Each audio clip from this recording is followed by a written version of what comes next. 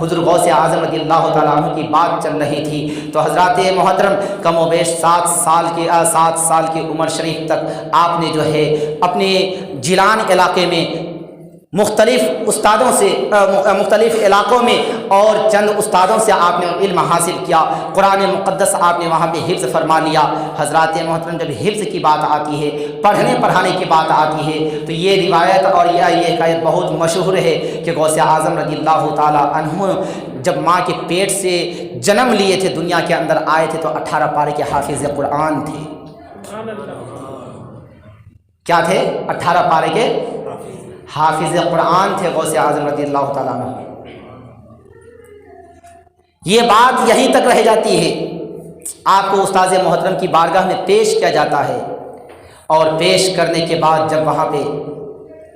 استاذ محترم پڑھاتے ہیں، بیٹا پڑھو اعوذ باللہ من الشیطان الرجیم،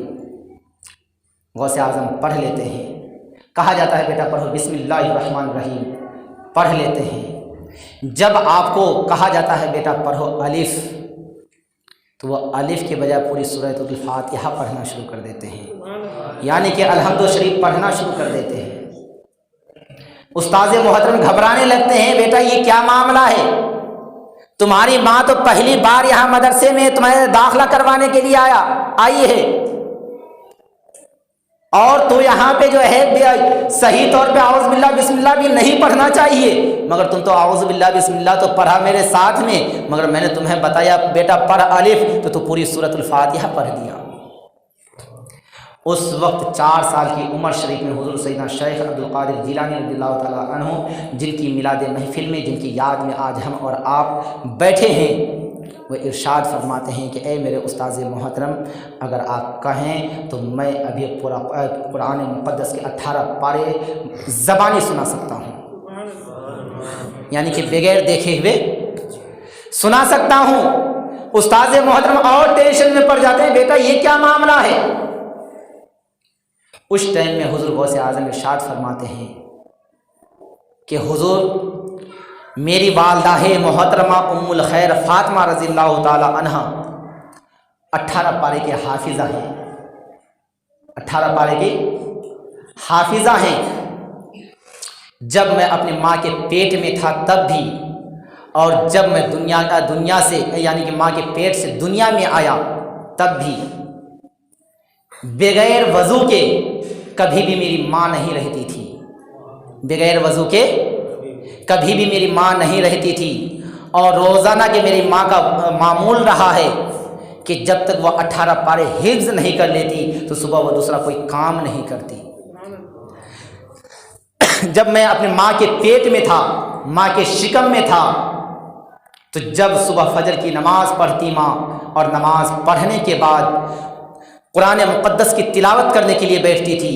جب تک کہ میری ماں وہ پورے کے پورے 18 پارہ پڑھ نہیں لیتی تھی تو دوسرا کوئی کام نہیں کرتی تھی۔ تو میری ماں جب پڑھتی تھی تو میں اس تلاوت کو ماں کے پیٹ میں رہ کر کے سنا کرتا تھا، ماں کے پیٹ میں رہ کر کے سنا کرتا تھا۔ جب ان باتوں کو یعنی کہ تلاوت کلام اللہ کو میں بار بار سنتا رہا، یہاں تک کہ مجھے پورے 18 پارے مجھے حفظ یاد ہو گئے، بغیر دیکھے ہوئے یاد ہو گئے۔ حضرات محترم، اگر ماں حافظہ ہیں تو بیٹا پیٹ میں ہی حافظ قرآن بن رہے ہیں۔ جو بیٹا ماں کے پیٹ میں رہ کر کے 18 پارے کے حافظ قرآن بن سکتے ہیں، اس بیٹے کی شان اور شوکت کیا ہو سکتی ہے، اس سے خود اندازہ لگایا جا سکتا ہے۔ مگر جب ہماری ماں ٹی وی دیکھنے والی ہو، ہماری ماں پکچر دیکھنے والی ہو، ہماری ماں گالیاں بکنے والی ہو، ہماری ماں دوسروں کو برا بھلا کہنے والی ہو، ہماری ماں دوسروں کی بغاوتیں کرنے والی ہو، تو ان کی کوکھ سے شیطان جنم نہیں لے گا تو پھر ولی جنم لے گا کیا؟ بتائیے ولی جنم لے گا کیا؟ جب ماں شیطانوں کے وسوسوں میں، شیطانوں کے چنگلوں میں آ چکی ہیں، باپ شیطانوں کے چنگل میں آ چکے ہیں، تو ان کی اولاد بھی ویسی ہی ہوگی۔ یہ امید چھوڑ دیجئے کہ ہم اپنے اندر شیطانی وسوسوں کو بسا کر کے رکھیں گے اور میرا بیٹا بہت نیک اور متقی پرہیزگار بن جائے گا۔ اگر آپ نیک ہوں گے آپ کی اولاد بھی نیک ہوگی، اگر آپ بد ہوں گے، برے ہوں گے، تو آپ کی اولاد بھی بری ہی ہوگی۔ لہذا آپ کے اوپر ڈیپینڈ کرتا ہے کہ آپ کو کس طرح سے رہنا ہے، آپ کو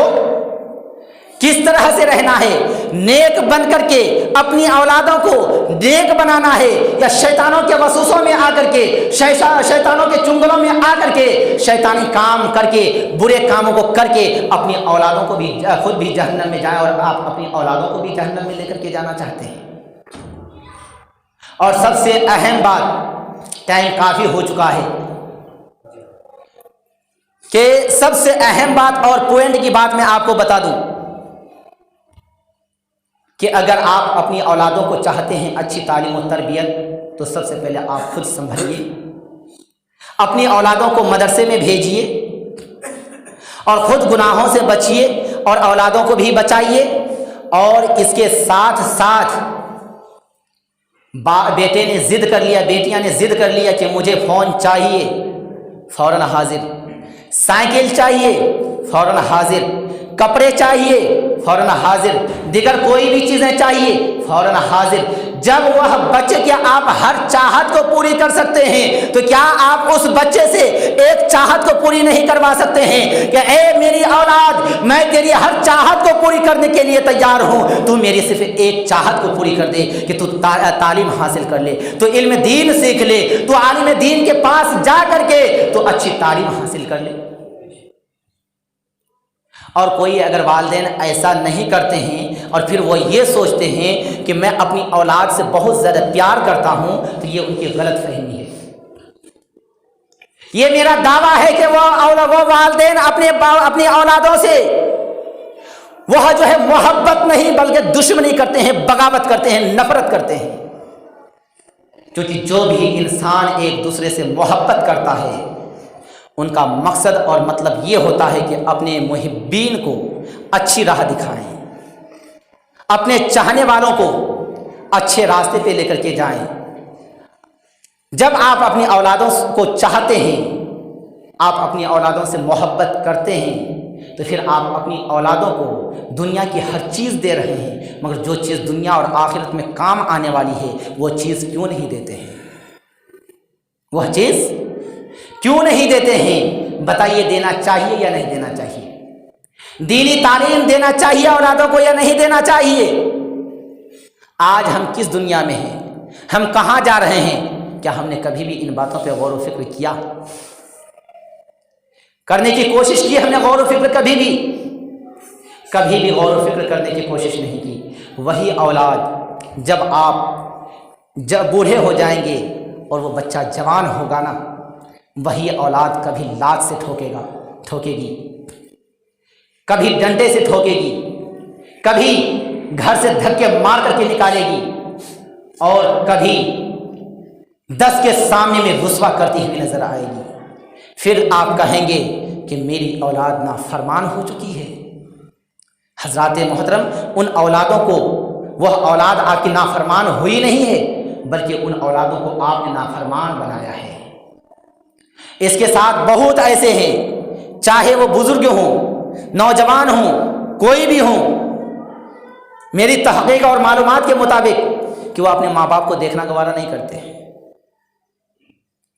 ابھی ورتمان کی بات بتا رہا ہوں، موجودہ وقت کی بات بتا رہا ہوں، تو میں ان سے یہ گزارش کرنا چاہتا ہوں، اگر آپ اپنے ماں باپ کو نہیں دیکھ رہے ہیں تو کسی کی اولاد چھوٹی ہے، کسی کی تھوڑی سی بڑی ہے، کسی کی تھوڑی سی بڑی ہے، اور کچھ ایسے بھی ہمارے بوڑھے بزرگ اور نوجوان ہیں کہ وہ خود بھی جوان ہیں اور ان کی اولاد بھی جوان ہو چکی ہے۔ وہ خود بھی جوان ہیں اور ان کی اولاد بھی جوان ہو چکی ہے۔ یاد رکھیے گا، اگر آپ اپنے ماں باپ کے ساتھ بدسلوکی کریں گے، آپ اپنے ماں باپ کے ساتھ بد کرداری سے پیش آئیں گے، آپ اپنے ماں باپ سے بول چال نہیں رکھیں گے، آپ اپنے ماں باپ کو اچھے برے حالات کا خیال نہیں رکھیں گے، وہ اولاد آپ کی دیکھ رہی ہے کہ میرے ماں باپ میرے دادا دادی کے ساتھ کیا کر رہے ہیں اور کیا کرنے والے ہیں، تو یاد رکھیے گا جو آپ اپنے ماں باپ کے ساتھ کریں گے وہ اولاد وہی دیکھ کر کے آپ کے ساتھ بھی کرے گی۔ پھر آپ یہ سوچئے گا کہ میں نے اپنی اولاد کو اچھی تعلیم دی، اونچے سے اونچے کلاس میں، کالج میں، اسکول میں پڑھایا، یونیورسٹیز میں پڑھایا، اس کے باوجود بھی یہ میری اولاد مجھے لتیا کیوں رہی ہے؟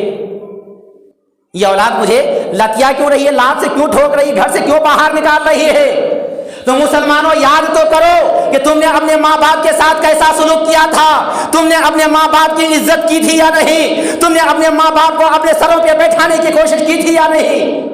تم نے اپنے ماں باپ کو قدموں کے نیچے میں رکھا، تم نے اپنے ماں باپ کو اپنے قدموں سے کچل دیا، تم نے اپنے ماں باپ کو گھر سے باہر نکال دیا، تم نے اپنے ماں باپ کو چوک چوراہا پہ رکھ دیا، تم نے اپنے ماں باپ کو ننگا رہنے پر مجبور کر دیا، تم نے اپنے ماں باپ کو بے حیائی اور بے شرمی کے راہ پہ ڈھکیل دیا، اور پھر تم عزت تلاش کر رہے ہو۔ تمہیں عزت مل سکتی ہے کیا؟ کبھی نہیں مل سکتی۔ حضرات محترم، میرا مقصد بیان کرنا نہیں ہے، میرا مقصد بیان کرنا نہیں ہے۔ اگر بیان کرنے پہ اگر آپ کہیں گے کہ جس طرح سے عام عالم بیان کرتے ہیں اگر میں کرنے پہ آؤں تو قسم ہے واللہ اللہ کی کہ اللہ تبارک و تعالیٰ نے کم سے کم زیادہ تو نہیں اتنی تو ذہن دی ہے کہ پوری رات بولتا رہوں گا مگر میں تھکنے والا نہیں۔ یہ اعلیٰ حضرت کا صدقہ ہے، مگر ہمارا مقصد بیان کرنا نہیں ہے، ہمارا مقصد بیان کرنا نہیں ہے، ہمارا مقصد روایتیں پیش کرنا نہیں ہے، ہمارا مقصد واقعات کو پیش کرنا نہیں ہے، ہمارا مقصد اور ہمارے دل کی چاہت ایک ہی رہی ہے کہ ہماری قوم کے اندر جو غلط فہمیاں بیٹھی ہوئی ہے، ہماری قوم جو غلط فہمیوں کا شکار ہو گئی ہے، اس غلط فہمیاں سے خود کو آزاد ہو جائے، تاکہ ان کا دین بھی اور دنیا بھی دونوں سنور جائے۔ کیونکہ ہمارے پیر و مرشد حضور سرکار تاج الشریعہ علامہ اختر رضا خان علیہ رحمۃ الرضوان کا فرمان عالی شان بھی یہی ہے کہ سرکار تاج الشریعہ علامہ اختر رضا خان علیہ رحمۃ الرضوان نے ایک موقع پر ارشاد فرمایا تھا کہ مسلک اور مذہب کی سختی کے ساتھ پابندی کرنا، مسلک اور مذہب کی سختی کے ساتھ پابندی کرنا، اور یاد رکھ لینا جو مسلک اعلیٰ حضرت سے پھر جائے، چاہے وہ پھر میرا بیٹا اسجد رضا خان ہی کیوں نہ ہو، اور وقت آئے تو میں خود اختر رضا خان کیوں نہ ہوں، تو میرا ساتھ چھوڑ دینا، میرا سمرتھن کرنا چھوڑ دینا، اور جو مسلک اعلیٰ حضرت کے اوپر سختی کے ساتھ قائم رہنے والا ہو اس سے وابستہ ہو جانا۔ یہ مت دیکھنا کہ اختر رضا خان اعلیٰ حضرت کے پرپوتے ہیں، یہ مت دیکھنا کہ اختر رضا خان اعلیٰ حضرت کے خاندان میں سے ہیں، بلکہ یہ سوچ کر کے مجھے چھوڑ دینا کہ اعلیٰ حضرت کے باغی ہیں۔ اور آج میں بڑے ناز سے کہتا ہوں،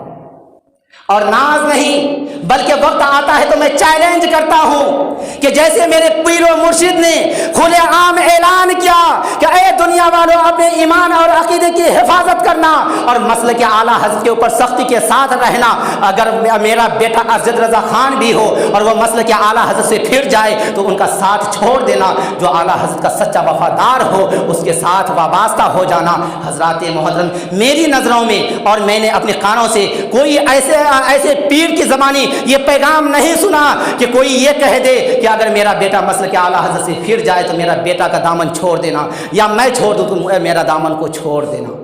بلکہ سبوں نے تو ایک ہی کوشش کی کہ میرا سمرتھک زیادہ ہو جائے، مجھے چاہنے والے زیادہ ہو جائیں، میرے آگے پیچھے پھرنے والے زیادہ ہو جائیں، مگر حضور تاج الشریعہ علامہ اختر رضا خان علیہ رحمۃ الرضوان نے ایک ہی چیز کی چاہت رکھی کہ کچھ ہو یا نہ ہو، آل و اولاد ہماری رہے یا نہ رہے، دوست و احباب ہمارا رہے یا نہ رہے، جب تک دنیا میں رہیں گے تو مسلک اعلیٰ حضرت کے پرچم کو بلند کریں گے، اور جب دنیا سے جائیں گے تو دل میں محبت مصطفیٰ اور عشق مصطفیٰ کا چراغ لے کر کے جائیں گے۔ اور آج سے 2-2.5 سال پہلے پوری دنیا نے دیکھا ان باتوں کو، دیکھا یا نہیں کہ لگ بھگ جو ہے سرکاری معلومات کے مطابق بتایا جا رہا ہے کہ 10 کروڑ سے بھی زیادہ پبلک جو ہے سرکار تاج الشریعہ کے جنازے میں آئے۔ یہ ہمارے آقائے و مولائے سرکار تاج الشریعہ علیہ رحمۃ الرضوان کی جو ہے مقبولیت کی دلیل ہے۔ آج تک یہ جنازے میں اتنے آدمی کسی کے بھی جنازے میں نہیں آئے،